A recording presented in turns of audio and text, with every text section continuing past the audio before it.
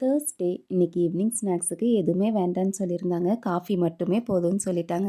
ஆனால் எனக்கு ஏதாவது சாப்பிட்ணும் போல் தோணுச்சு. அதனால் பட்டர் பன் தான் ரெடி பண்ணிட்டு இருந்தேன். பன்னை 2ஆக கட் பண்ணிவிட்டு நடுவில் பட்டரும் சீனியும் போட்டு வச்சுருக்கேன். பட்டரை நம்ம அதில் தடவி கூட வைக்கலாம். ஆனால் எனக்கு அந்தளவுக்கு பொறுமை இல்லை. அதனால் அப்படியே வச்சுட்டேன்.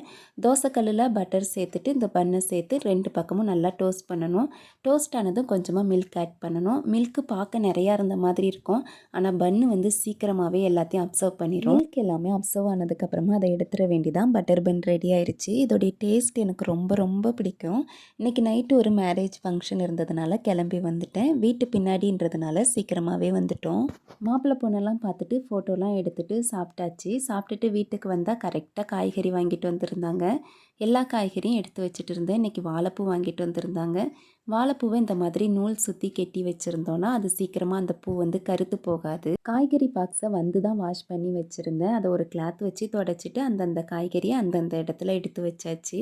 காய்கறி எடுத்து வைக்கிறதுக்கே கிட்டத்தட்ட 1 மணி நேரம் ஆயிடுச்சு.